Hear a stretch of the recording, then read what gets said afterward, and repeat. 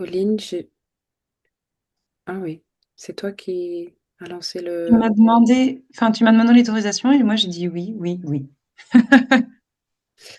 Ok, donc ça marche. Il faut que je fasse requête d'enregistrer sur le cloud. Les Parce gens que sur arrivent, mon ordinateur, j'ai peur que ça va pas marcher. c'est bon, ça enregistre dans le cloud.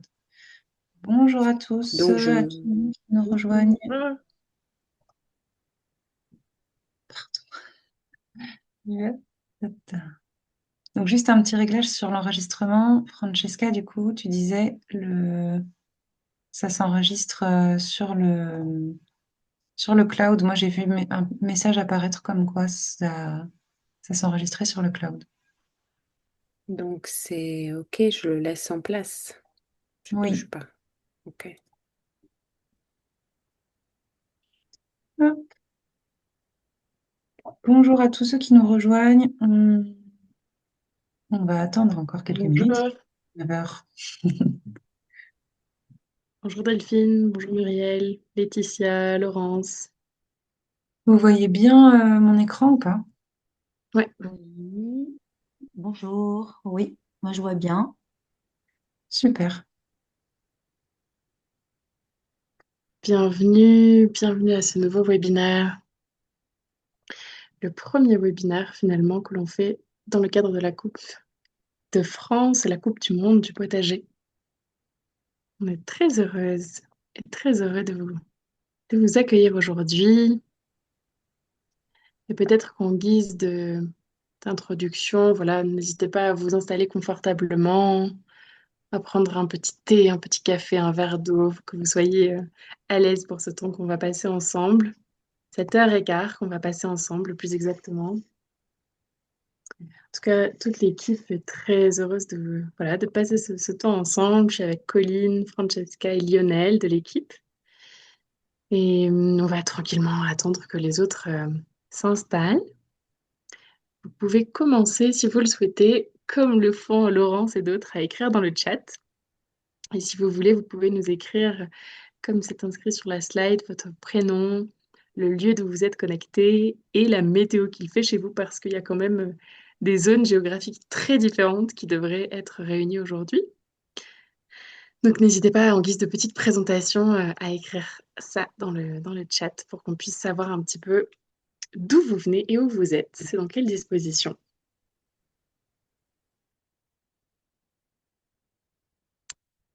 Pour certains, c'est la première fois que vous participez à cette Coupe de France du potager, cette Coupe de Guyane du potager. D'autres, c'est pas la première fois. N'hésitez pas en tout cas à écrire dans le chat votre prénom, le lieu d'où vous êtes connecté et la météo qu'il fait chez vous. Alors, on a Muriel de la Guadeloupe. Bienvenue Muriel, merci. Le temps n'est pas très beau aujourd'hui, mais j'imagine qu'il fera toujours plus chaud qu'en France, qu'en Hexagone où il fait quand même assez froid. Laurence, bienvenue Laurence des Hauts-de-France dans le Pas-de-Calais, où effectivement il doit faire un peu plus froid qu'en Guadeloupe.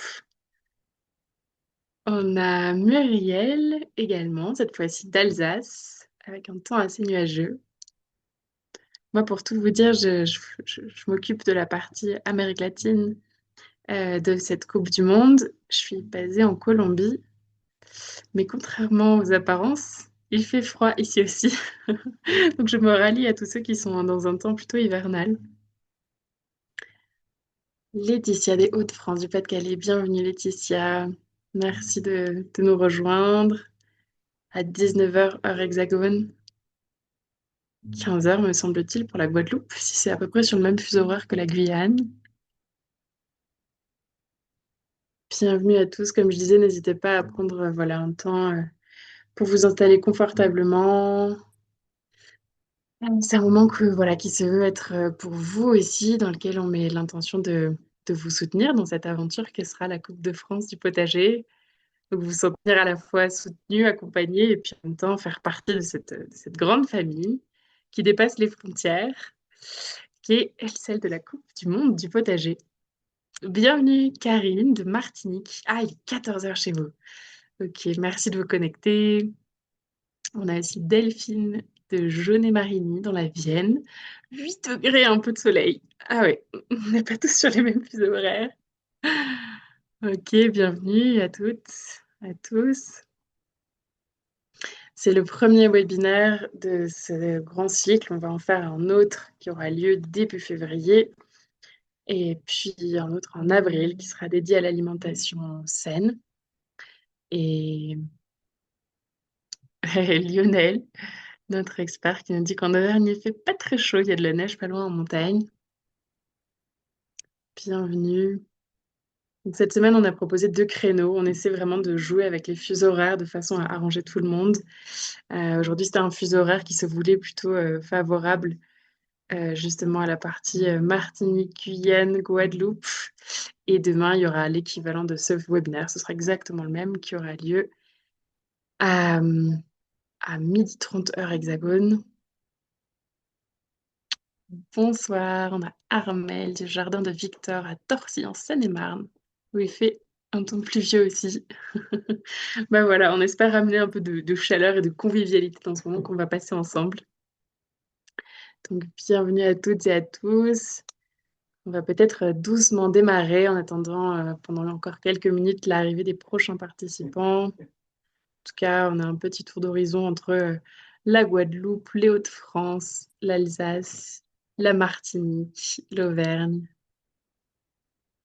Merci de vous connecter aujourd'hui.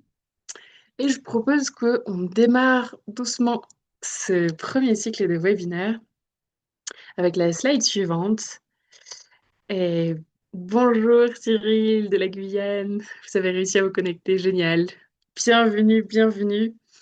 Donc en préambule de ce webinaire, juste quelques petites pratiques que vous connaissez déjà certainement, mais l'idéal c'est lorsque vous ne parlez pas, c'est de couper votre micro pour éviter les bruits parasites et qu'on puisse bien s'écouter. D'utiliser le chat pour poser toutes vos questions. C'est vraiment un temps qui vous est dédié, donc qui est dédié à vous soutenir. Toutes les questions que vous avez, si vous ne les avez pas posées en amont, n'hésitez pas à les poser et nous, on va les enregistrer. Et au fur et à mesure, on tâchera d'y répondre. Si ce n'est pas le cas, n'hésitez pas à lever la main, à prendre la parole, c'est fait pour. Dans tous les cas, le webinaire est enregistré. Vous pourrez donc le visionner a posteriori si vous le souhaitez. Et le support, il sera également partagé. Donc comme ça, vous ne perdrez rien. Pas d'inquiétude là-dessus. Alors, qu'est-ce qui nous attend aujourd'hui dans cette heure et quart qu'on va passer ensemble? Donc, quelques petits rappels pour ceux qui ont rejoint l'aventure il n'y a pas longtemps. Il y a notamment pas mal d'écoles de Guyane qui se sont inscrites il n'y a pas longtemps. Donc, on va faire quelques rappels sur les éléments clés. Ensuite, on a la chance d'avoir Lionel qui est avec nous aujourd'hui, qui sera notre expert pour vous apporter des premiers éléments sur la préparation de votre potager et les premiers semis que vous pourrez faire ou la préparation technique de façon générale du potager. Si vous n'y connaissez rien, pas d'inquiétude. Ici, il y a des niveaux très différents qui sont réunis. Il y en a qui s'y connaissent très bien, il y en a qui s'y connaissent pas du tout. Et dans tous les cas, ne vous en faites pas, c'est fait pour ça. Donc, pas de peur, pas d'inquiétude là-dessus. Ensuite, on va vous parler du carnet de bord d'évaluation. Donc, c'est vraiment le support qui va vous suivre tout au long de l'année, qui est à la fois un soutien et puis l'outil qui nous permettra de délimiter qui sera le champion du monde de cette Coupe du Monde du potager et le champion de France de l'édition française. Et peut-être le moment que vous attendez aussi, c'est les résultats du défi numéro 1 qui concerne les correspondants à l'international. Vous allez voir, ça n'a pas été facile de déterminer quels étaient les gagnants. On a eu beaucoup de mal là-dessus. Et donc, on vous donnera les résultats de ce défi à la fin de ce webinaire. On va passer ensemble. Voilà, donc en préambule, les quelques rappels qu'on voulait vous faire. Tout d'abord, le plus important, qui est notre étoile polaire. Pourquoi est-ce qu'on fait tout ça et quel est l'objectif phare de cette Coupe de France du potager? Quelle est peut-être la raison pour laquelle on se retrouve tous ensemble dans ce webinaire aujourd'hui? Eh ben, il est assez simple, c'est vraiment cette volonté de reconnecter les enfants à la nature, aux soins de la terre, mais aussi, c'est assez logique, du coup, à une alimentation saine et à l'entraide par une pédagogie assez concrète, les mains dans la terre. Donc nous, on n'est pas là, et vous n'êtes pas là non plus juste pour parler, on est là pour essayer de mettre sur pied de façon très concrète un support qui permettra aux enfants de comprendre comment est-ce qu'on passe d'une graine à une plante qui donne des aliments. C'est quand même un processus assez magique. Et donc, c'est grâce à vous, avant tout, que tout ça est possible. Donc, merci et bravo à vous de mener à bien ce projet dans lequel on fera de notre mieux pour vous accompagner. Donc, qui sommes-nous justement? Eh bien, Landestini, c'est une association à but non lucratif qui a été créée en 2020 par Henri, qui en est le président ici. Et donc, notre petite équipe, donc on a Colline. Colline, je te laisse peut-être te présenter directement. Oui, bonsoir, bonjour, selon l'heure qu'il est chez vous. Enchantée, je m'appelle Colline et là, je suis située à Nantes en ce moment et je déménage en Belgique dans une semaine ou deux. Donc, je me rapproche des Hauts-de-France, là, pour ceux qui se sont connectés et qui ont dit temps pluvieux dans les Hauts-de-France, Laetitia ou Laurence encore que j'ai vu. Donc, voilà, enchantée et bienvenue à tous dans ce webinaire. Francesca, peut-être si tu veux te présenter aussi. Oui, ben enchantée tout le monde. Moi, c'est Francesca. Je suis à Annecy, donc dans l'est de la France, responsable France de Est et de l'Italie parce que je suis italienne. Trop contente d'être là, de pouvoir échanger avec vous, de pouvoir euh, participer à ce webinaire avec vous. Et voilà, on n'a que des belles choses à faire ensemble. Et moi, donc, c'est Luna. Je suis en charge, comme je disais, de l'Espagne, de l'Amérique latine euh, et de toute la région Antilles et Guyane. Donc, si vous voyez que je spamme notre petit groupe WhatsApp, c'est parce que c'est moi qui suis à vos côtés. On est en petit comité aujourd'hui. Il y a une deuxième édition de ce webinaire demain. Donc, n'hésitez pas à mettre vos caméras. Voilà, comme Catherine, nous dire quel temps il fait. Ici, ça caille. Bah écoute, on espère ramener un peu de chaleur dans cette soirée alors, du nord de la France. Donc, bienvenue à toutes et à tous. Et puis, la dernière personne de notre petite équipe, c'est Marjorie qui s'occupe de la réunion. S'il y a des réunionnais ici, bienvenue à cette Coupe de France et à cette Coupe du Monde du potager. Et bien, sans plus tarder, on va pouvoir démarrer avec un rappel des grands temps forts qui vont rythmer cette année à vos côtés. Donc déjà, pour vous rappeler qu'il y a une communauté WhatsApp. Si vous ne l'avez pas déjà rejoint, on vous invite à la rejoindre. On fait en sorte qu'il n'y ait pas trop de spam. Donc normalement, il y a des catégories par région. Vous pourrez être aux côtés de vos collègues finalement selon la région dans laquelle vous êtes.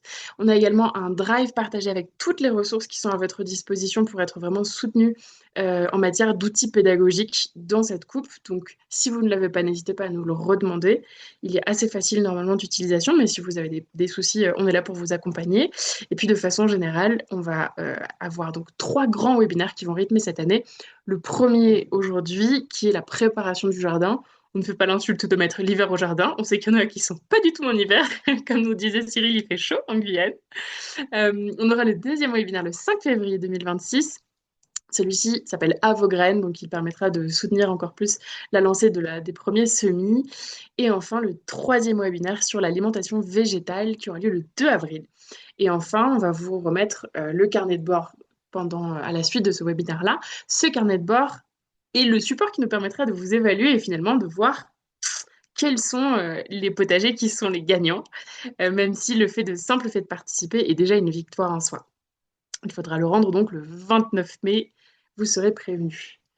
Très bien, donc là on est déjà aux questions-réponses, c'est la toute fin. Peut-être qu'on peut revenir voilà, au début, merci.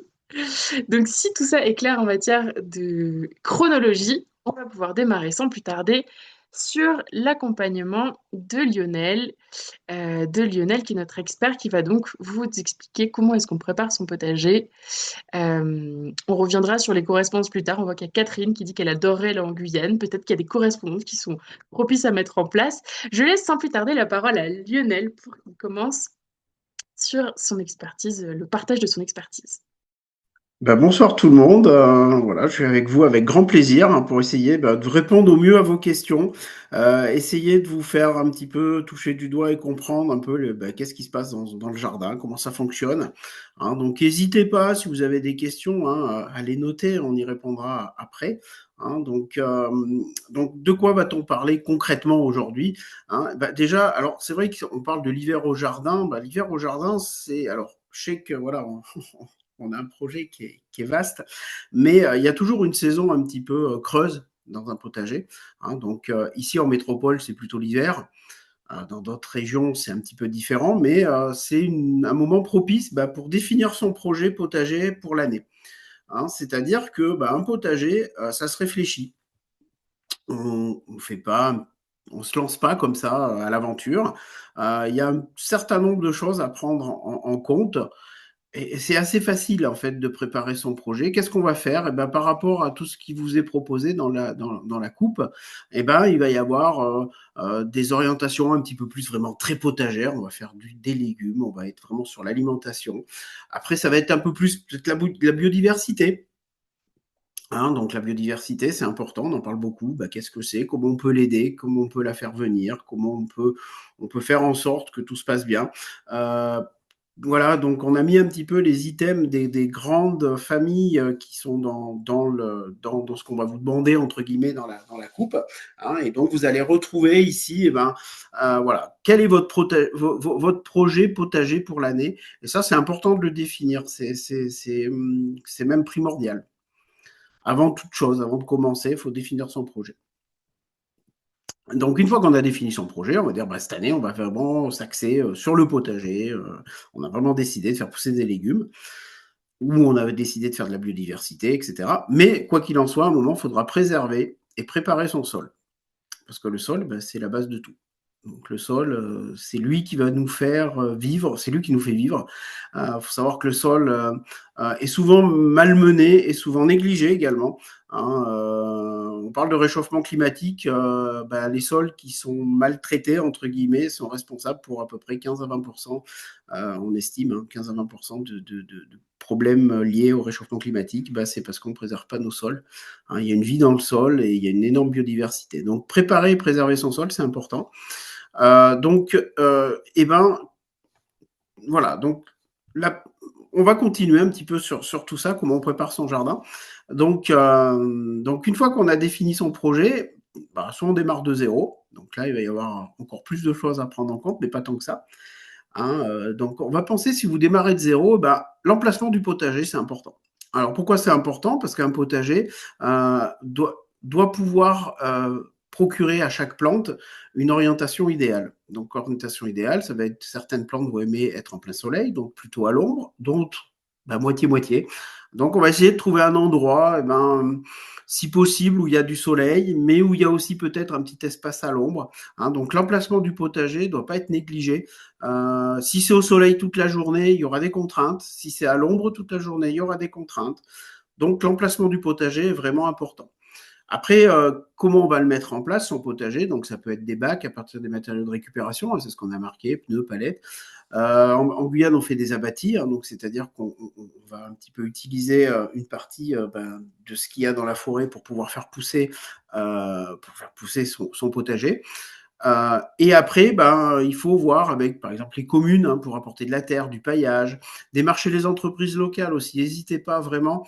Souvent, elles sont ravies de savoir que l'école à côté de chez eux ben, a un projet potager et ont besoin qu'on les aide un petit peu. Donc, des fois, ils donnent du matériel, ils donnent des outils, ils donnent plein de choses. Donc, pas hésiter à démarcher les entreprises.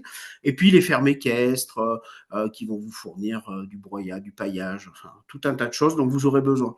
Donc vraiment, des fois, il ne faut pas forcément beaucoup de moyens, beaucoup de matériel pour commencer un potager. Ça, c'est important de l'avoir en tête. Des fois, ça peut faire peur. On se dit, mince, il va y avoir ça va être compliqué, on va galérer, on va avoir du mal à trouver le matériel. Non, faut pas s'inquiéter avec ça. C'est vraiment, il n'y a aucun problème. Donc, si on démarre de zéro, voilà, faut pas avoir peur du projet. Au contraire, il y a plein de choses à faire et c'est facile.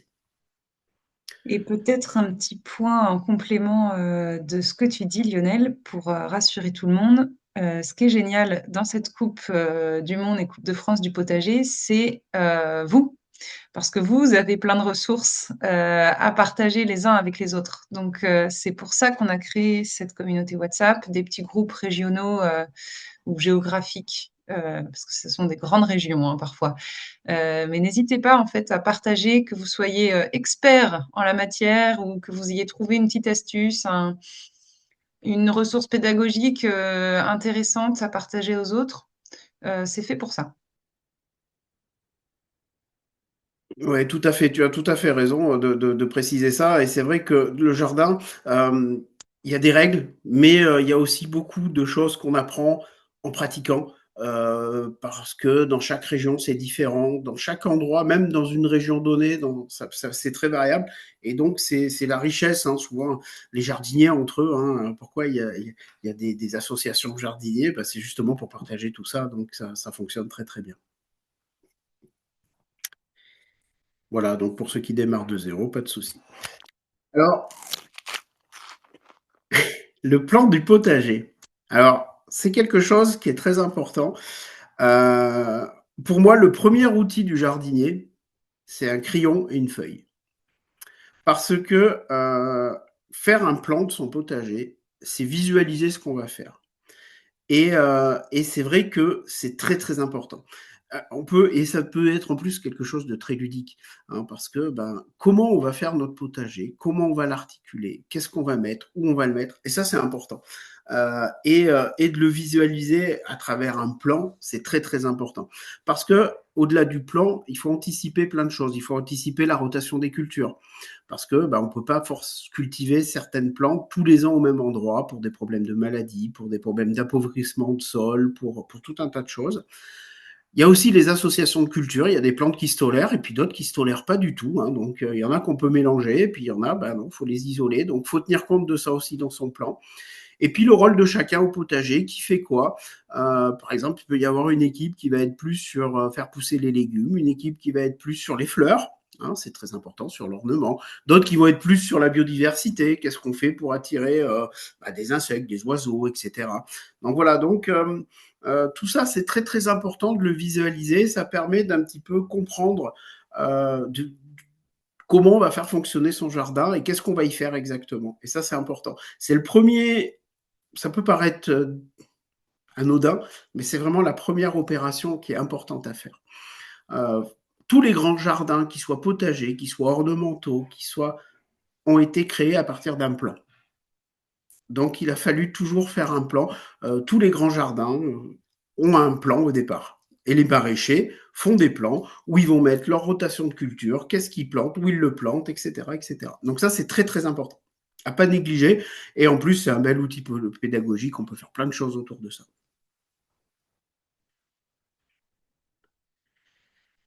Alors, effectivement, donc on arrive à une chose qui est importante, c'est le calendrier des plantations. Alors, ce calendrier des plantations, vous le retrouverez dans le guide du potagiste, hein, donc de façon présente, et vous le trouverez aussi dans le DRAG. C'est important parce que on visualise ce qu'on va mettre et où on va le mettre, mais combien de temps ça met pour pousser? Je prends la première ligne, les pommes de terre, effectivement, en métropole, on va les planter entre avril et mai, à peu près. C'est variable d'une année sur l'autre, hein. Et puis, on va les récolter. C'est pareil, c'est variable. Il y a certaines variétés qu'on va récolter dès mi-septembre et puis d'autres, ça va aller jusqu'au mois de novembre. Donc, c'est très, très variable. Et il faut en tenir compte. C'est-à-dire que, on sait que, par exemple, les pommes de terre qu'on va planter en avril, elles vont occuper le terrain jusqu'au mois de novembre. Pareil, si on met des carottes, c'est très long. Si on met des tomates, c'est très long. Donc, voilà, il faut tenir compte des périodes de récolte, des périodes de plantation. Ça, c'est très, très important. Alors, on a mis décembre, janvier, février. Donc des choses adaptées au climat de la France métropolitaine, hein, ça peut être aussi la plantation, et on n'y pense pas souvent, d'arbres fruitiers, de plantes vivaces. Parce qu'un jardin, c'est pas que le potager, c'est pas que des tomates, des courgettes et des carottes, c'est aussi des arbres fruitiers, des plantes vivaces. Donc ça, c'est important. Et puis en métropole, il y a quelque chose qui est important, on l'a noté, hein, c'est les seins de glace. Alors, les seins de glace, c'est quoi? C'est une période au début du mois de mai où il peut encore faire très froid, voire gelé. Mais au-delà du gel, le froid est très préjudiciable à pas mal de cultures. Par exemple, les tomates, si vous les mettez trop tôt et qu'on a une période mi-mai où il va faire un peu plus frais, alors ça peut être que 6-8 degrés, même s'il ne gèle pas, ça va suffire à pénaliser vos cultures. Donc ça, c'est des choses qu'il faut avoir un petit peu en tête parce que il y a une saisonnalité. Alors c'est vrai qu'il y a des années, on observe de plus en plus. Dès le mois d'avril, il fait super beau, on a envie de planter. Et puis, il suffit qu'au mois de mai, il y ait un petit coup de frais. Alors, pas forcément un coup de froid, mais un coup de frais. Ça suffit à pénaliser énormément les cultures. Donc, on a mis des ressources aussi un petit peu pour le climat selon la région, hein. Donc, vous voyez, on a précisé un petit peu, hein, sur l'île de la Réunion, hein. Donc, voilà, il y a des endroits où on peut trouver vraiment tout un tas de ressources pédagogiques très, très intéressantes autour de tout ça. Et puis, pour la Guyane, eh ben, il y aura des cafés potagers, hein, à venir où on pourra échanger un petit peu de tout ça, parler un petit peu de tout ça, hein. Je ne sais pas si je participerai à certains d'entre eux, peut-être, hein, en tout cas, ça sera avec plaisir. seront, ils seront proposés par une personne qui s'appelle Laura, qui est basée en Guyane, qui fait ça depuis longtemps, qui a l'habitude des climats guyanais. Donc ne vous inquiétez pas, elle sera l'experte de choix pour vous accompagner là-dedans. Ouais, voilà, donc merci d'avoir précisé, Luna. Oui, c'est très très important. Faut savoir que d'une région à l'autre, les techniques et les pratiques sont totalement différentes, donc il faut en tenir compte, hein. Il y a des grandes choses, des grandes lignes, mais malgré tout, après, bah, selon le climat où on se trouve, c'est différent. Et puis l'hiver, ça peut être aussi ou les périodes où on cultive moins. Il y a aussi des travaux à faire au jardin, hein. Donc, bah, préparer par exemple les bacs à compost, construire un petit peu tout ce qui va être, qui va faire qu'on a notre jardin, donc nos bacs potagers, d'éventuels hôtels à insectes, des nichoirs aussi pour tout ce qui est biodiversité. Et puis il y a des travaux de taille aussi à faire pendant l'hiver qui sont pas oubliés. C'est vrai que parfois on se dit l'hiver il y a rien à faire au jardin. Non, non, il y a plein de choses à faire au jardin. Alors selon ce qu'on a dans son jardin, évidemment. Mais voilà, il y a certains établissements scolaires qui ont des petits vergers parfois. Et donc, bah, effectivement, il ne faut pas négliger cette opération-là pendant l'hiver. Alors, préparer et préserver son sol. Alors, effectivement, le sol, c'est quelque chose, on l'a dit, hein, qui est très, très, très important. C'est ce qui fait vivre nos plantes, c'est ce qui nourrit nos plantes, et indirectement, bah, c'est ce qui nous nourrit nous, et qui nous fait vivre aussi. Et le sol, ben, il aime pas être nu. C'est-à-dire que dans la nature, à part dans les régions désertiques, on voit pas de sol à nu. Parce que, pourquoi? Parce que le sol, s'il est nu, ben, qu'est-ce qui se passe dès qu'il pleut?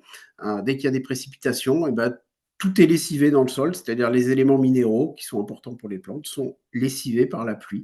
Donc le sol n'aime pas être nu, hein. Un sol doit toujours être habillé, entre guillemets, hein, et surtout pendant l'hiver, il fait froid, c'est important, hein. Donc les paillages, hein, on en parle souvent, donc les paillages sont très importants à ce moment-là, hein. Donc c'est vraiment, s'il n'y a rien, s'il n'y a pas de culture, parce qu'on a une période où il n'y a pas de culture, le sol doit être couvert.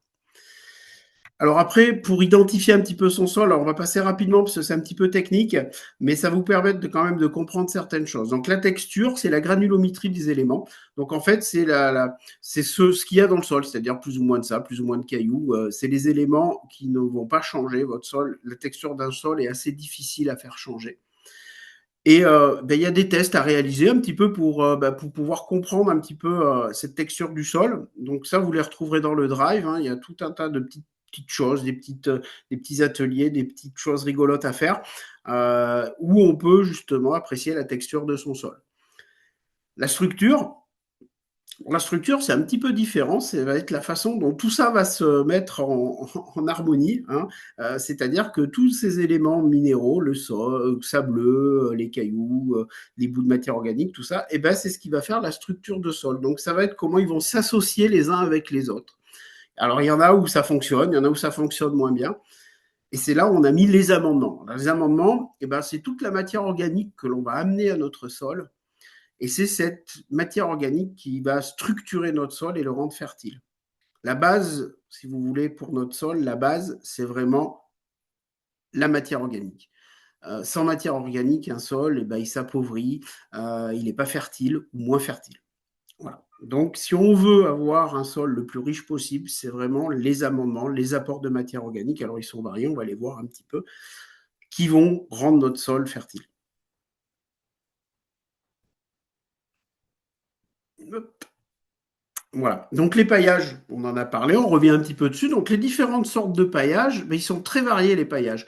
Ça peut être de la paille, tout simplement, du foin, hein, c'est ce qu'on voit sur la photo, des déchets de tonte. Alors les déchets de tonte, il faut faire attention, il faut les laisser sécher un petit peu parce que si on les met trop frais sur le sol, il y a un dégagement d'ammoniac, donc ça peut être préjudiciable au sol.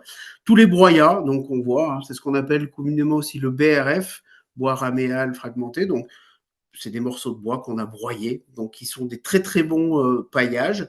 Le carton, est un très bon paillage, à condition d'enlever le scotch et d'éviter les cartons imprimés, forcément, parce que les encres sont parfois un petit peu toxiques. Donc, mais du carton d'emballage, sans impression, sans rien, peut faire un très très bon paillage, c'est bon marché en plus. Après, il y a tous les paillages minéraux, donc les cailloux, les graviers, tout ça, ça peut être des paillages aussi qui sont plus ornementaux, mais qui ont quand même une fonction de paillage. Les feuilles mortes, et puis tous les copeaux après que l'on peut avoir de bois, les copeaux de coco, etc. Donc c'est vraiment ce qui va nourrir votre sol et ce qui va rendre votre sol fertile. Et on peut mélanger effectivement les paillages, il n'y a aucun problème. Plus on va même associer des paillages différents, mieux ce sera. Parce que ces paillages, à terme, en se dégradant petit à petit dans le sol, eh ben, ils vont devenir, eux, à leur tour, de la matière organique qui va pouvoir rendre la structure du sol et le sol fertile. Donc il y a une saisonnalité pour les paillages, il y en a qui sont plus adaptés printemps-été, donc la paille, le foin, les tontes de pelouse, plutôt pour le printemps et l'été. Et l'automne et l'hiver, on va plutôt privilégier les choses un peu plus carbonées, le BRF, les feuilles mortes. Hein, pourquoi? Parce que si on met ces matières très carbonées, comme le BRF, les feuilles mortes, au printemps, on va créer un déséquilibre dans son sol. Donc, c'est des choses qu'on va apporter à l'automne. Donc, c'est important de tenir compte un petit peu de ça hein, quand on est sur des potagers en pleine terre. La différence entre amendement et engrais. Ah oui, je vois une question. Le BRF, donc le BRF, en fait, c'est l'abréviation du bois raméal fragmenté. Donc, en fait, quand on taille des arbres, par exemple, bah, les branches, on va les broyer. Et c'est ce broyat, en fait, qu'on appelle le BRF. Donc, on peut utiliser comme paillage. Donc la différence entre un amendement et un engrais, c'est qu'un engrais, on va nourrir directement la plante. Un engrais, c'est des éléments minéraux qui vont être solubles dans l'eau très facilement et que la plante va pouvoir intercepter très facilement avec ses racines. L'inconvénient d'un engrais, c'est que si on en met trop, ou si on le dose mal, ou si on l'utilise mal, ben, l'excédent part en lessivage dans le sol. Donc ça peut être très problématique. Et un amendement, ben en fait, on ne va pas nourrir la plante directement, on va nourrir le sol. On va rendre son sol fertile. C'est deux approches un petit peu différentes. Donc, c'est la différence entre les amendements et les engrais. Et les amendements, si on utilise des amendements organiques, c'est-à-dire issus d'élevage d'animaux, hein, que ce soit bovins, ovins, caprins, volailles, on ne va jamais utiliser ces amendements frais. Pourquoi? Parce qu'ils vont dégager de l'ammoniac et c'est très préjudiciable pour le sol. Donc, on va les mettre en tas pendant une période qui va de 3 à 6 mois, voire un an, jusqu'à ce qu'il y ait ce qu'on appelle une maturation qui se fasse et que l'ammoniac en excès se soit évacué. Et là, on pourra les utiliser comme amendement. Jamais mettre un fumier qui sort de l'étable dans le sol parce que bah, c'est très riche en ammoniac. Hein. Il y a un énorme dégagement d'ammoniac et c'est nocif pour la vie du sol. Alors, je vois, oui, que effectivement que l'utilisation d'engrais chimiques est interdite. Alors, trouver des engrais chimiques maintenant dans le commerce est devenu de plus en plus difficile aussi. Hein, on en trouve encore dans le milieu agricole. Pour les particuliers, c'est de plus en plus difficile. Mais effectivement, les engrais chimiques, le problème, c'est ça, c'est que, eh ben, ils vont se dissoudre dans l'eau. La plante va prendre ce qu'elle a besoin. Elle ne va pas faire de stockage. Elle va prendre juste ce qu'elle a besoin et tout ce qui est en excès va partir va être lessivé avec l'eau et va partir dans les couches profondes du sol, voire dans les nappes phréatiques. Donc ça, c'est voilà, l'utilisation d'engrais chimiques, c'est un petit peu compliqué. Vous voulez aussi profiter de ce moment-là pour que vous puissiez poser vos questions. Il y a des personnes qui les ont posées en amont par email, mais on peut peut-être donner la priorité aux questions que vous avez là, dans l'instant. Alors, soit vous pouvez les poser dans le chat et on les fait remonter, soit vous pouvez les poser directement en prenant la parole. C'est comme vous le sentez. Je vois que Catherine a mis tous les ans, on apporte dans la bande de permaculture les 400 pots de bananes du cross du collège.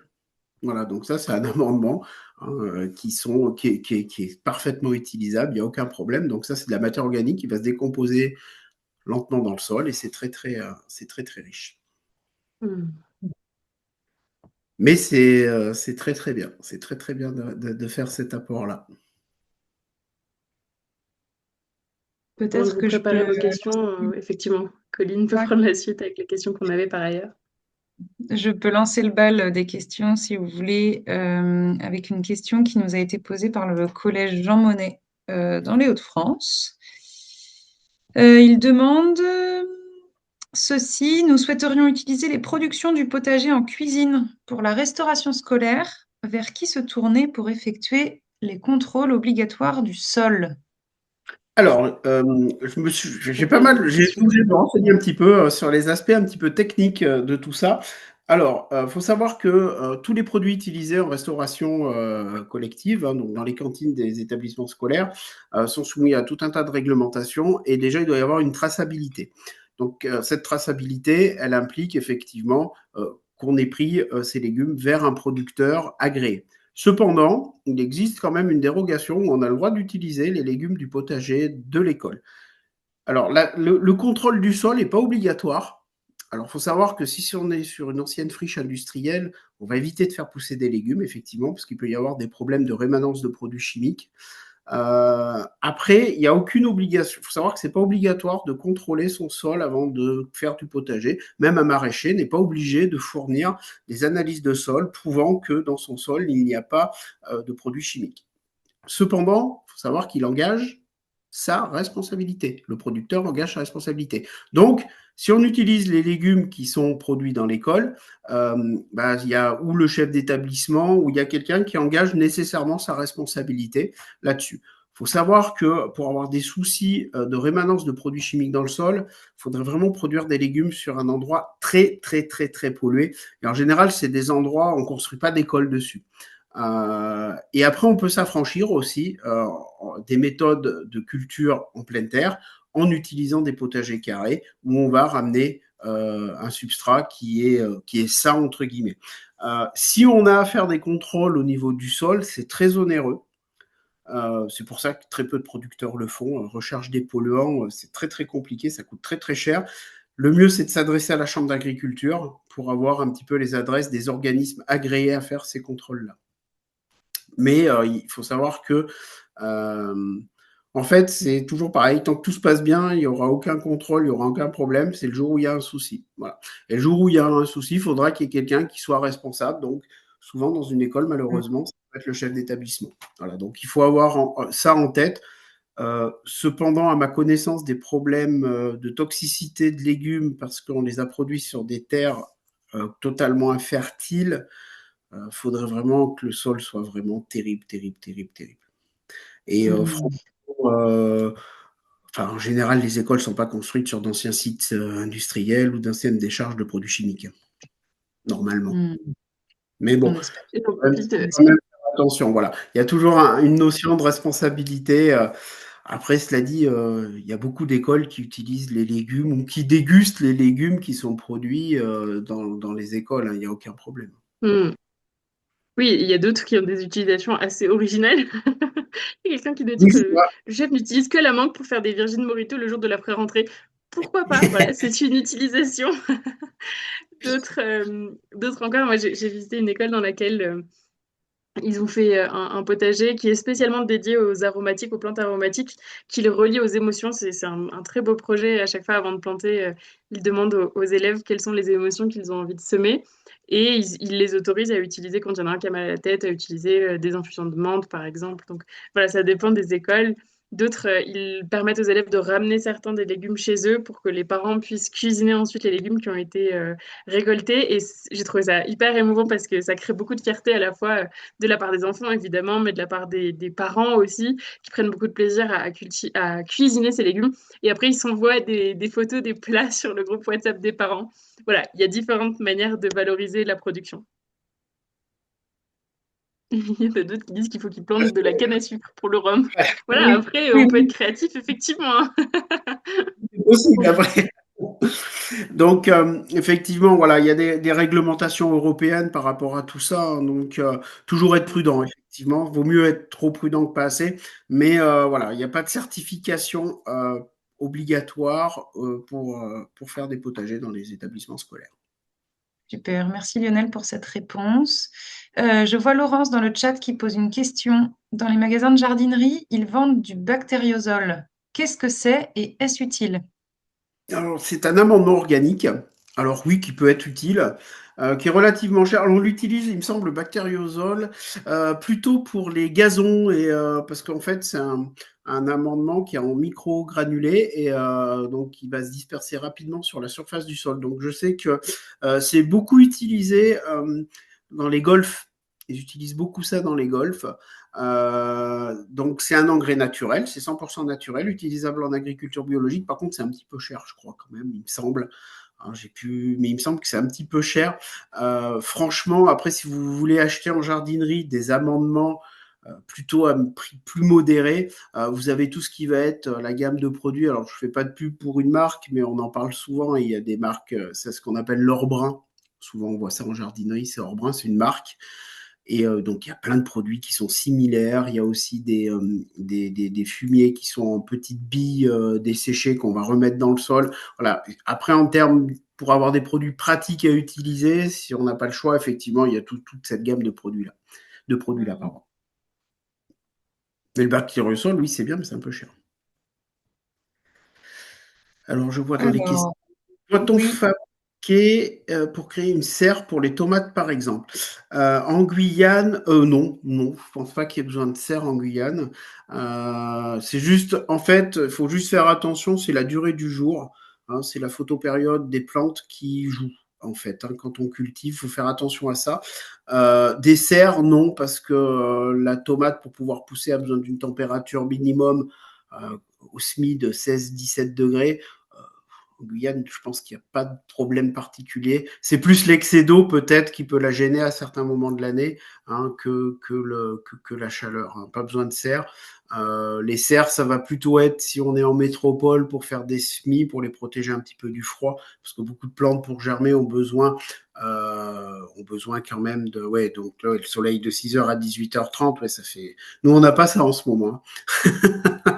Nous, ici, en métropole, on a le soleil de 7h30 le matin à 17h l'après-midi, quoi. Donc voilà. Parce qu'il faudrait de Donc, la police sombre pour protéger les cultures à ce niveau-là. et ça faudrait presque. Donc en fait, c'est important, mais très chaud. Et effectivement, la chaleur, quand on monte à un gradient important, et on s'en rend compte de plus en plus, même en métropole, bah, ça gêne certaines cultures. On dit que la tomate aime la chaleur, oui, mais dès qu'on dépasse 32-33 degrés, elle aime beaucoup moins. Donc faire attention à ça aussi. Et parfois, et c'est là où effectivement, il ne faut pas hésiter à échanger, c'est que bah, on se rend compte que pour certaines cultures, il faut adapter un petit peu nos façons culturelles, hein, ce qu'on faisait il y a 20 ans ou 30 ans ou 10 ans même, eh ben, ça change un petit peu. Mm. Et pas Oui, tout hésiter à fait. à justement ouais, voilà, 30 degrés toute l'année, bah oui, oui, en Guyane, ouais, c'est ça, oui. Mm. Oui, oui. Ouais. Alors, est-ce Ouais, qu'il y bon. a d'autres questions par rapport à ces sujets-là ou à d'autres sujets, ce que vous rencontrez au potager? Catherine nous dit que dans sa région, elle, c'est l'arrosage, la contrainte majeure et les récoltes. On ne peut pas accéder au potager pendant les vacances, donc il faut décaler les plantations pour récolter en septembre. Et oui, malin. Ouais, ça, c'est souvent une très grosse contrainte hein, dans les écoles. Hein, Ouais. effectivement, dans la période d'été, il n'y a personne pour arroser et pour récolter, pour entretenir le potager. Donc du coup, bah, c'est vrai que si on plante des tomates au mois de juin, quand on revient au mois de septembre, bah, elles sont mortes, quoi. Il n'y a plus rien. C'est assez compliqué. C'est une contrainte, c'est une assez grosse contrainte, même s'il existe des moyens un petit peu euh, pour préserver un peu la ressource en eau, donc le paillage en fait partie. Hein, il est important l'hiver, mais il est important aussi l'été. Il y a des systèmes d'OIA, donc c'est des petites réserves d'eau qu'on enterre dans le sol qui vont libérer un petit peu d'eau de façon régulière. Mais malheureusement, souvent, ça couvre pas une période aussi longue. Et souvent, juillet-août, ben, malheureusement, maintenant, on a des températures qui montent très haut. Il suffit quelques jours à des températures à 35, voire plus. Et ben, la réserve d'eau qu'on avait mis, elle est vide. Et c'est vrai que ça, c'est un gros, gros souci. Et souvent, ce qui se passe après, c'est quand on revient au mois de septembre, le potager, effectivement, il n'est pas forcément très, très, très accueillant. Et c'est vrai que souvent, ce qui se passe, c'est que les potagers, eh ben, en septembre jusqu'au printemps suivant, ils sont un petit peu laissés parfois, pas toujours, hein, mais parfois laissés un petit peu. Et ce qu'il y a, c'est qu'il faut se caler un petit peu sur le calendrier des récoltes. Il y a tout un tas de choses que l'on peut faire sur ces périodes-là, des plantes plutôt à cycle Mm. court. des radis, des salades, ou des plantes un peu plus vivaces comme les petits fruits, hein, que ce soit les framboisiers, les fraisiers, des choses comme ça, qui vont avoir un cycle beaucoup plus long et qui vont accepter, enfin, qui vont un petit peu mieux tolérer des manques d'eau pendant l'été. Mais c'est vrai que sinon, il n'y a pas, par exemple, si vous voulez faire des tomates, des courgettes, des choses comme ça, s'il n'y a personne pour venir arroser, malheureusement, ça va être très, très Oui, oui, compliqué. oui. Mm, mm. Tout à fait. Et une dernière question, mais il y a d'autres temps après dans le webinaire pour poser vos questions, vous inquiétez pas, mais sur ce thème-là avec Lionel, là c'était plutôt une question pour le potager. Est-ce qu'un potager avec uniquement des plantes médicinales est valable pour le concours? Donc on a, on a tous les types de potagers qui participent au concours pour vous répondre, donc oui. Vous pouvez participer la première année avec uniquement des plantes médicinales et puis petit à petit, euh, voilà, évoluer progressivement. Vous n'êtes pas obligé et justement, c'est ce qu'on encourage. Commencer petit et expérimenter. Et ce que disait Luna au départ, l'objectif, c'est vraiment d'enseigner aux enfants d'être les mains dans la terre et d'être au contact de leur environnement. Donc, à partir de ce moment-là, pour moi, c'est complètement valide. Voilà. Oui, tout à fait. Et d'autant que il y a pas longtemps, j'étais dans une école qui me disait, bah nous, la première fois qu'on a fait un potager, on avait que du basilic, du persil, de la menthe, quelques salades par-ci par-là. Et en fait, ils se sont rendus compte qu'ils avaient un sol qui était très propice à la culture de pas mal d'autres choses. Et là, cette année, ils se sont retrouvés avec des carottes, avec des betteraves, avec des radis, avec de la papaye. Enfin, vraiment, ils avaient pas mal de choses différentes. Donc, des fois, effectivement, comme disait Colline, il suffit de commencer pour avoir envie d'en faire encore plus et se rendre compte aussi de la qualité du sol et et de ce qu'il permet de cultiver. Et il y a une catégorie dans les prix qui est dédiée aux tout petits potagers, les mini-pousses. Donc, ils sont pris en compte et considérés à leur juste valeur, ne vous inquiétez pas. Tout à fait. Merci pour vos questions. On revient tout de suite après avec un temps de questions-réponses à la fin. Je me Mais permets avant de... Oui, Pardon. Mais juste de rebondir sur la remarque de Catherine qui nous met qu'on a aussi un carré potager test pour étudier les plantes que l'on oui. pourra aller. Et alors ça, c'est vrai que ça, c'est très très important. Faut pas hésiter justement à essayer des variétés différentes parce que parfois, d'une variété à l'autre, on peut avoir de grosses différences de résistance à plein de choses, hein. Et ça, c'est très important. Faut pas toujours, par exemple, une variété de tomates ne fonctionne pas, ça ne veut pas dire que les tomates ne vont pas fonctionner. Peut-être qu'une autre variété va très bien fonctionner. Donc, pas hésiter. Et ça, c'est une très, très bonne remarque. Merci Catherine, merci Lionel. Je passe la parole maintenant à Francesca pour vous en dire plus sur le carnet de bord d'évaluation. Alors, donc, merci beaucoup Lionel, Colline, Luna. C'était super intéressant cette intervention. Donc, on va passer à la partie concernant le carnet de bord d'évaluation, qui est aussi le sujet, enfin, c'est quelque chose qu'on va vous présenter pendant ce webinaire, parce que ce carnet de bord va être disponible en version PDF et vous sera partagé à la suite de ce webinaire. Donc, qu'est-ce que c'est le carnet de bord d'évaluation? C'est donc d'un côté un document avec une valeur pédagogique. Donc, c'est un formulaire, donc il y a des questions, mais dans le PDF, vous allez retrouver pas seulement les questions, mais aussi des définitions de vocabulaire et des ressources pour aborder les différentes thématiques liées au potager et pour vous inspirer dans la création d'ateliers pédagogiques. Donc, ça sera mis dans le Drive et partagé par mail à tous les inscrits, tous les participants de la coupe le lundi 8. Donc ça, c'est un super outil si vous, voilà, si vous voulez commencer déjà à le balayer pour avoir des idées d'activités à réaliser dans le potager. C'est aussi un outil qui va permettre l'évaluation de la part de notre jury au fin du concours. Donc, c'est sur la base des carnets de bord que vous nous allez rendre qu'on va établir donc les gagnants des 13 prix par catégorie. Mais pour au fin de l'évaluation du concours, il va falloir remplir le formulaire en ligne. Donc, ce sont deux supports différents. Le support en PDF, c'est un support pédagogique Et ensuite, pour l'évaluation à la fin du concours, on va vous envoyer en janvier un mail avec un lien unique pour accéder à votre formulaire en ligne, qui est donc le formulaire en ligne, c'est le seul qui va être considéré au fin du concours. Donc ça, c'est le mail que vous allez recevoir. Vous allez cliquer sur répondre à l'enquête. C'est un lien qui vous est réservé, donc il ne faut pas le transmettre. C'est propre à chaque participant et va vous permettre d'accéder au formulaire en ligne que vous avez le temps de remplir au fil de l'eau jusqu'à la date limite, qui est fin mai ou début mai pour la Coupe locale Hauts-de-France. Et la grande nouveauté de ce formulaire qui va, on l'espère, le rendre beaucoup plus accessible, c'est que vous pouvez sauvegarder vos réponses et revenir plus tard pour finir de compléter le formulaire. Donc ça vous permet en fait de le remplir au fur et à mesure de l'année, de janvier à mai. Et on a très hâte de voir vos réalisations dans le potager et vos réponses à ce carnet. Est-ce que il y a des questions par rapport à ce carnet de bord? Pour soutenir ce que disait Francesca, c'est assez simple. Il y en a un, c'est un peu comme les annales du bac, le PDF. Vous aurez l'ensemble des questions qu'on vous délivre en avance pour qu'il n'y ait pas de piège, il n'y ait pas de mauvaises surprises. Vous aurez toutes les questions. Vous pouvez sélectionner celles sur lesquelles vous vous concentrez. Vous pouvez tout répondre. Vous pouvez répondre à certaines questions. Et ensuite, le bac, le vrai, ce sera l'équivalent du formulaire dont vous parlez, Francesca, qui sera à remplir en ligne et qu'on a essayé de penser de la façon la plus facile d'utilisation possible. Et vous pouvez le remplir tout au long de l'année. Vous n'êtes pas obligé de vous faire toutes les questions d'un coup fin mai parce qu'on a conscience que c'est une période un peu chargée pour vous. Donc, vous pouvez le remplir au fur et à mesure de l'année.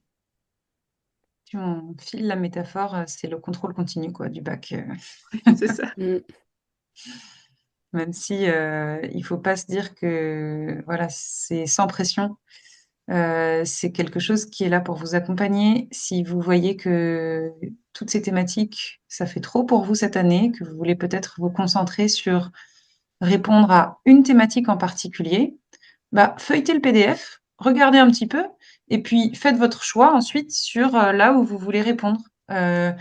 Nous, on prendra voilà vraiment ce que vous donnez comme réponse, mais personne ne sera pénalisé si vous ne souhaitez pas répondre à ces 12 thématiques. Voilà. Soyez stratège en fonction du temps aussi que vous voulez y accorder. Est-ce que vous avez des questions sur ce sujet?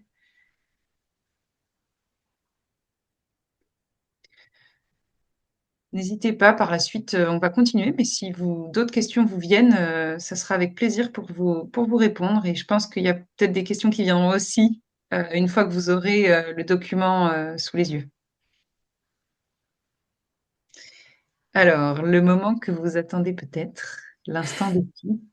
Je ne sais pas si ce soir il y a des personnes concernées, mais dans tous les cas, c'est intéressant de vous rappeler ce que sont les défis.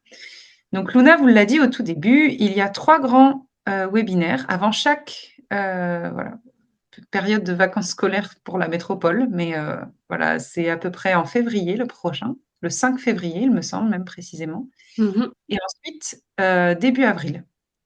Donc, début février, début avril, ce sont les 2 webinaires qui suivent. Et à chaque fois, entre les webinaires, on propose un défi. Donc, sur la base du volontariat, chaque participant peut répondre à ce défi. Et nous, au webinaire suivant, on révèle les vainqueurs de ce défi. Donc, vous avez à peu près à chaque fois 6 semaines pour répondre au défi et vous déposez la réponse à ce défi sur le Drive. On va y revenir. Et qu'est-ce que vous gagnez? Vous gagnez des patates, puisque c'est vrai, on ne l'a pas redit, mais le carnet de bord d'évaluation, ce ne sont pas des points que vous collectez, mais bien des patates. On reste dans notre thème du potager. Et donc, en participant au défi, vous gagnez des patates, les précieuses patates pour le classement final. Il y a un gagnant par catégorie en général, de la crèche jusqu'au lycée. Et on vous met aussi, si vous êtes d'accord, et évidemment, en avant sur les réseaux sociaux de Landestini pour vous féliciter. Et le premier défi qu'on a lancé lors du webinaire d'information, c'était de trouver son correspondant potager. Donc, trouver son correspondant potager à l'international ou dans d'autres régions du monde, entre les Outre-mer, entre la métropole. Voilà, on a vraiment lancé ce défi pour travailler et ouvrir le champ des possibles et ouvrir le rayonnement culturel de vos élèves et de votre potager. Donc, comme c'est un défi qui a bien fonctionné et qui nous semble très important et très à l'image de notre vision de ce qu'on veut faire à la Coupe du potager, on a décidé que ce défi serait un défi fil rouge tout au long de l'année. Donc, si vous souhaitez parce que là, la date limite, c'était le 27 novembre. Mais si vous souhaitez, tout au long de l'année, là, jusqu'en juin, trouver une école avec qui correspondre au sujet du potager, allez-y, lancez-vous et écrivez-nous pour nous prévenir et on sera heureux de vous rajouter des patates pour ce défi. Donc voilà, vraiment, entretenez le lien avec d'autres cultures, avec d'autres écoles. C'est vraiment quelque chose qu'on veut encourager. Donc, Hmm. pas Une de petite, panique si vous voulez répondre. Oui, ouais, ouais, tout à fait. Comme le dit Colline, il n'y a pas de. C'est pas possible d'avoir déjà échoué, pour répondre à Catherine. oui, En effet, c'est pas un défi qui est extrêmement simple. On vous laisse plus de temps pour pouvoir le faire.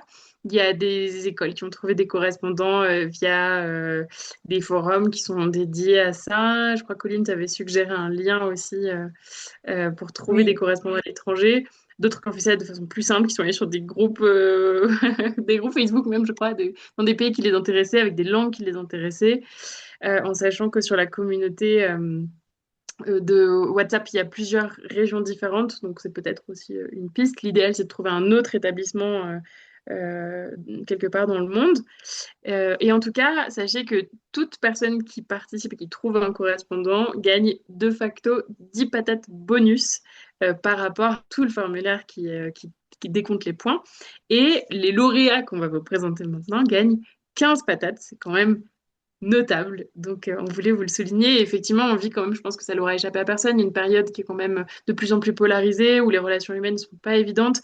Et pour nous, le potager, c'est aussi une excuse, un support pédagogique pour tisser des liens. Si ça peut se faire au-delà des frontières, c'est formidable.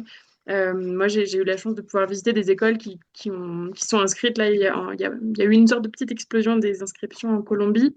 C'est un pays qui, il y a encore 10 ans, était fermé à cause du conflit qui sévissait dans tout le pays. Et là, le fait de pouvoir s'ouvrir et participer à cette dynamique internationale, c'est quelque chose qui les émeut beaucoup. En tout cas, moi, j'ai ressenti un accueil extrêmement chaleureux et l'envie de tisser ces liens-là. Donc, si vous voulez le faire en français, en espagnol, en anglais, en tout cas, imaginez des modalités pour que les enfants puissent être en lien avec des cultures qu'ils ne soupçonnent peut-être même pas. On trouve que voilà, c'est une proposition que certains ont relevée avec brio et sans plus attendre, on peut passer, si ça vous va, au gagnant de cette première salve de défis. suspense. Francesca, prête. Ah, t'as pas ton micro ouvert, Oui, Francesca. Voilà. déjà bravo à tout le monde, vraiment, c'était Oui, c'est vrai. génial de recevoir tous vos projets de correspondance. C'était vraiment, on a reçu des idées, c'était vraiment super compliqué de faire ce choix. Et vraiment bravo à tout le monde parce que vous avez vraiment voilà, initié quelque chose déjà qui a du sens, qu'on espère ça va vous accompagner, ça va nourrir des liens, ça va vous faire échanger des idées sur le potager, ça va voilà, vous accompagner tout au long de l'année. Et vraiment bravo pour avoir relevé ce défi et pour tous ceux qui n'ont encore pas pu, eh ben, c'est juste une question de temps. Lancez-vous parce qu'il y a plein de moyens voilà, de nourrir des liens avec des potagers et des enfants, des élèves, des enseignants dans un autre pays. Et donc, bah, on va commencer par les gagnants de la crèche, la catégorie crèche. Et voilà, donc les premiers gagnants, ce sont les élèves, les petits-enfants, on peut dire, de la petite crèche Les Chérubins. de Berlin qui ont réalisé un super projet de correspondance avec l'école maternelle de Marklovice en Pologne. Et vous voyez ici la superbe planche que les enfants ont réalisée et que le maire de la ville de Berlin est allé remettre au maire de la ville en Pologne. C'est magnifique avec une petite lettre, c'est trop mignon. Donc bravo à vous. C'était vraiment génial de recevoir ce projet. Super mignon, effectivement, Catherine. C'est vraiment très, très mignon. Et de la catégorie l'association, c'est l'association Pollen de Six pour les plats, j'espère bien le prononcer, qui a tissé un lien avec l'association Fiesca Verde de Torino en Italie, un autre super projet qui a commencé déjà avec un échange de mails, etc., avec une association à Turin qui essaye de créer un pôle multifonctionnel qui devient un point de référence pour les jeunes et l'ensemble des citoyens. Donc un autre super projet et on espère que ça va, voilà, votre lien va se nourrir au fur et à mesure de l'année et que ça va vous apporter plein de belles choses dans cette coupe, mais au-delà et peut-être aussi des liens d'amitié, qui sait. On va passer donc bravo à tous. Encore, on va passer à la catégorie suivante, qui est la catégorie de l'école maternelle. Alors, bravo, super bravo à l'école maternelle Jacques Prévert, qui a gagné ce défi, premier défi catégorie école maternelle, et qui a fait un projet de correspondance avec l'école maternelle de Kraslić en Tchéquie. C'est un projet qui nous a énormément émus et plu parce que ça met en relation donc cette école maternelle avec une école en Tchéquie, puisque un des élèves, il est franco-tchèque. Et donc la maman de cet élève, qui devrait être présente aussi ce soir, je pense, ou demain, je ne sais pas, elle va s'occuper des traductions, elle va s'occuper de faire le lien. Donc un super projet avec la mobilisation aussi d'un parent d'élèves. Et aussi, il y a la petite l'ère de l'octopus, donc qui est un animal imaginaire qui va répondre avec ses tentacules des gestes pour sauver la planète parmi les enfants du monde.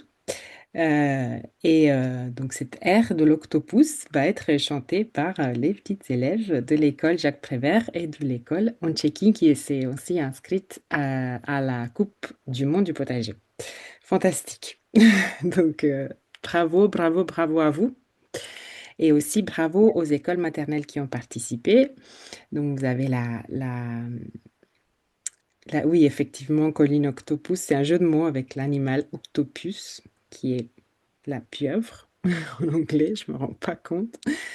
Euh, et qui donc, voilà, c'est cet animal qui va porter partout des gestes écologiques. Et bravo aussi à toutes les autres personnes qui ont, tous les autres enseignants et classes qui ont réalisé des projets de correspondance. On a été très contente de voir vos projets qui étaient aussi autant foisonnants d'idées et de créativité. Et n'hésitez pas aussi à nous tenir au courant par rapport à la suite de vos correspondances.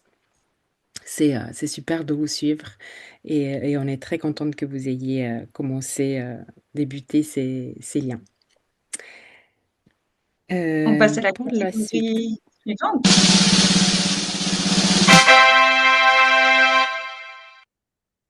Vas-y, Francesca, pardon. Je voulais juste introduire la catégorie suivante. J'aime bien ce petit roulement de tambour. Oui, il est très dramatique, il est formidable. C'est pas ça nous fait rire, Oui, mais nous, ça nous fait beaucoup rire avec les filles. Donc voilà, on aime bien vous préparer ces petites surprises. donc les gagnants école primaire, super bravo à l'école Bois de couleur à La Réunion, qui nous a enchantés avec son projet de double correspondance. C'est une école franco-allemande, enfin, ou en tout cas où il y a les deux écoles, français et allemand, et qui ont initié un projet de correspondance en français avec le Collège international Marie de France à Montréal. super, au Québec. Et un deuxième projet de correspondance avec une école dont je n'irai pas prononcer le nom, à Saarbrücken, en Allemagne. Donc un autre super projet vraiment aux trois coins du monde, avec des langues différentes, avec des climats différents, avec donc des cultivations différentes, qui va, on l'espère, beaucoup nourrir les élèves et les enseignants et qui nous a énormément plu. Vraiment, bravo à vous.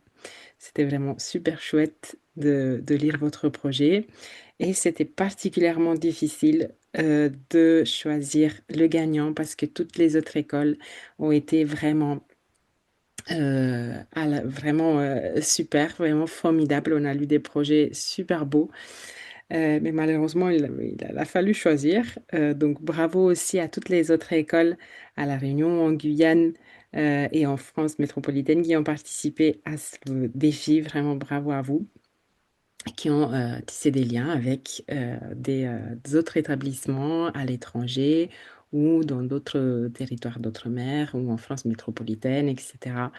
Euh, Encore une fois, ça nous fait vraiment plaisir et on espère que vous allez nourrir ces liens et que ça va vous apporter beaucoup en termes d'échanges, en termes de diversité, en termes de connaissances, de compétences, de collaboration, etc. Bravo à vous encore. Et maintenant, la catégorie collège, où on a eu encore plus de mal à départager. Et vous allez voir tout de suite. Nous étions obligés de décerner 4 prix vainqueurs à cette catégorie collège, tellement nous avons été marqués par ce que vous avez proposé. Donc, félicitations. On félicite le lycée professionnel agricole du Haut-Anjou avec les troisièmes. C'est pour ça que c'est un lycée, mais c'est les troisièmes. Donc, ils sont dans la catégorie collège. Ils ont réalisé tout un projet d'échange vidéo. Donc, les élèves filment, réalisent le montage et partagent des vidéos. Et il y a déjà une première vidéo qui a été réalisée avec une école, avec un collège en Italie. Bravo à vous. Le collège du Pays de Gavot, dans le sud-est de la France métropolitaine, où là, la classe Ulysse a réalisé vraiment tout un projet très chouette d'échange avec la Suisse, avec une école en Suisse, pour partager autour des spécificités du climat montagnard pour cultiver ces légumes. Et avec aussi tout un angle implication et intégration des élèves en situation de handicap. Bravo aussi au collège Mille-Roches qui a mis en place tout un programme d'échange avec le Portugal et précisément Madère sur l'alimentation durable. Donc eux, vraiment, leur focus, c'est comment est-ce qu'on apprend aux élèves de l'un et l'autre des établissements à mieux manger. Et donc la correspondance va porter là-dessus. Et enfin, les établissements trajectoires qui vont réaliser un journal coécrit par les élèves du Bénin et les élèves en France. Les établissements trajectoires, pareil, avec des élèves en situation de handicap ou de décrochage scolaire qui vont réaliser ce journal coécrit pour eux, par eux. Donc, bravo à tous. Et c'était, vous le comprenez bien, très difficile de choisir les autres participants, les autres collèges. Je tenais aussi à les remercier et à les féliciter. Maintenant, la catégorie suivante. Attention, roulement de tambour. Des lycées. On félicite et on récompense le lycée Louis Barthou de Pau, qui a aussi créé un double projet de correspondance, un projet de correspondance avec un lycée en Norvège, où les lycéens viennent à la fin de l'année. Donc, ils se sont dit très bien. Donc, on va préparer cette visite et correspondre et lancer des défis. Tout se base sur le défi pour eux. Donc, les élèves français lancent un défi aux élèves norvégiens de créer un potager chez eux. Et le projet de correspondance avec un lycée en Allemagne, où là, pareil, c'est un chouette projet qui nous a beaucoup plu. C'est un conte écrit en anglais, dont l'intrigue se passe au potager et dont les personnages principaux sont des légumes. Donc, pareil, et avec une intrigue qui est écrite par les élèves français, puis par les élèves en Allemagne, et ainsi de suite. Vraiment un jeu de correspondance pour écrire ce conte ensemble en anglais. Et bravo aussi à l'IET de Wami, au lycée Jean Lavezzari, qui ont aussi proposé des très chouettes projets. On a hâte de voir ce que ça va donner, comme le disait Francesca. Tenez-nous au courant, parce que ce n'est que le début. Et en effet, j'espère que voilà, tout ça vous inspire.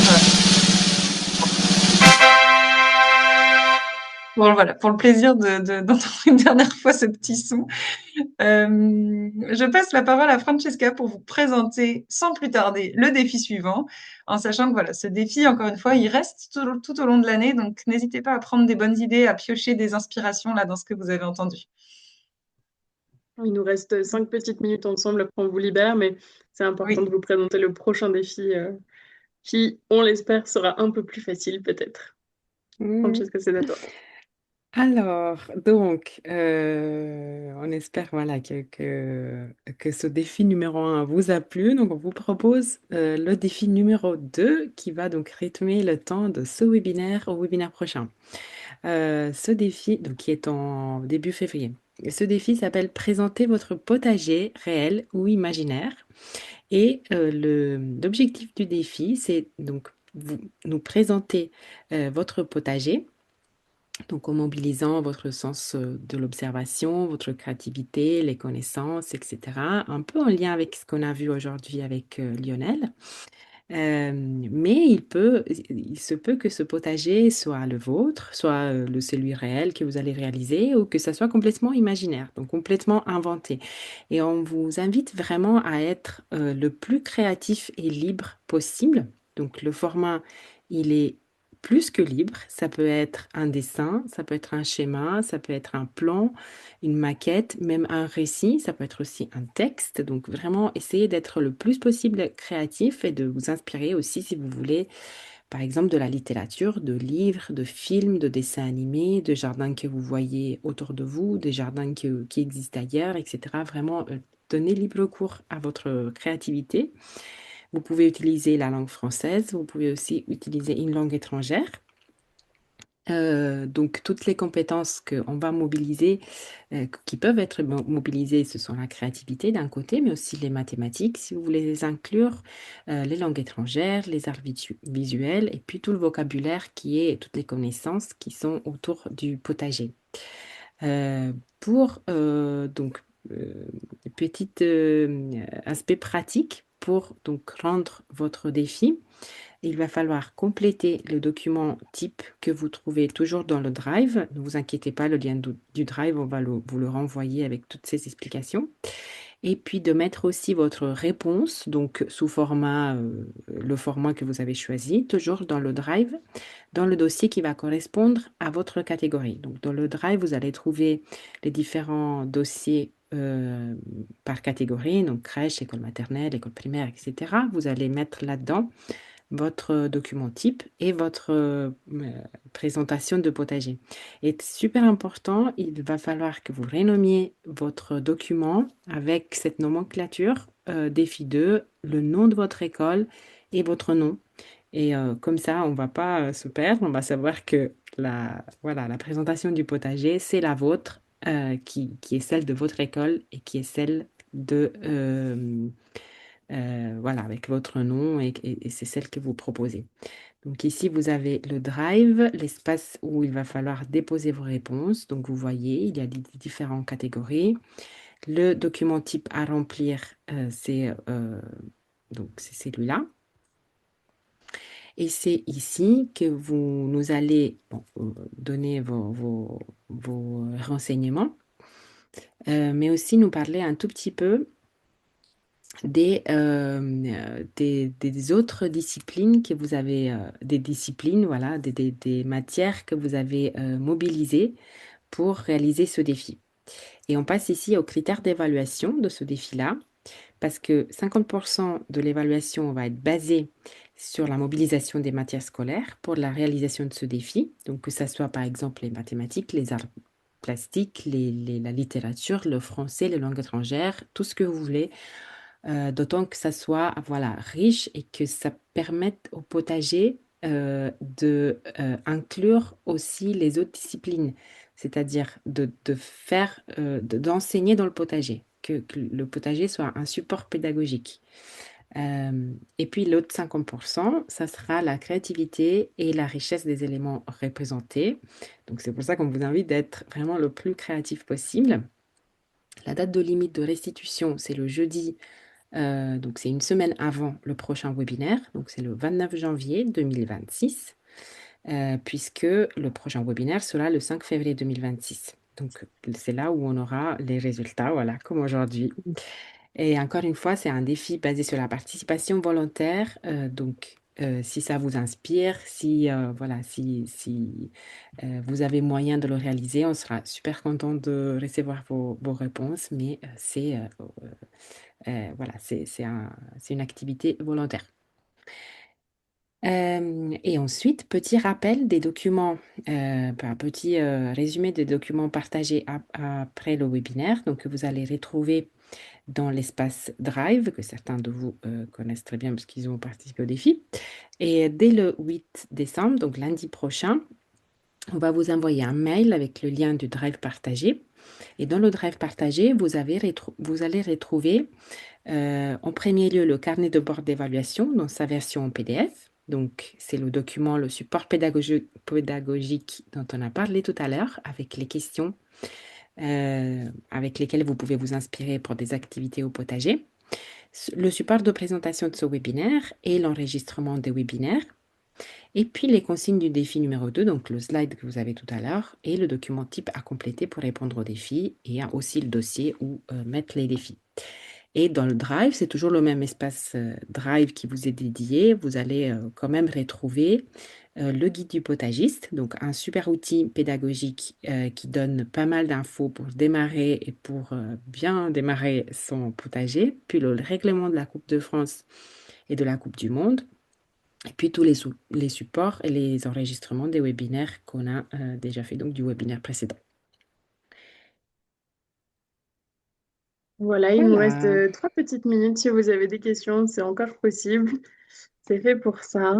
Donc, si vous en avez, n'hésitez pas, vous pouvez les poser directement si vous avez une remarque, voilà, quelque chose à dire à l'issue de ce webinaire ensemble, c'est tout à fait bienvenu.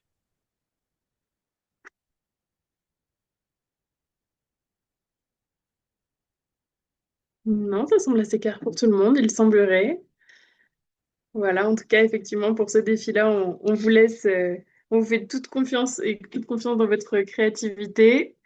On vous remercie chaleureusement pour ce temps passé ensemble. Si vous avez des questions, n'hésitez pas à les poser directement sur la communauté WhatsApp ou à nous écrire par mail. On fait toujours en sorte d'être le plus disponible possible pour vous répondre et vous accompagner. Et sur ces belles paroles, on vous souhaite une belle soirée ou une belle après-midi selon où vous êtes sur la planète. Merci beaucoup. Merci à tous. Au revoir.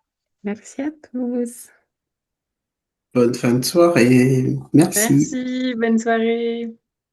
Catherine, Laurence, tous les participants, merci. Et vous retrouverez le replay de ce webinaire si jamais vous n'avez pas suivi de façon assidue tout du long dans le drive, comme vient de le dire Francesca. Donc, pas d'inquiétude. Et à J'arrête très vite l'enregistrement d'ailleurs. dans le potager.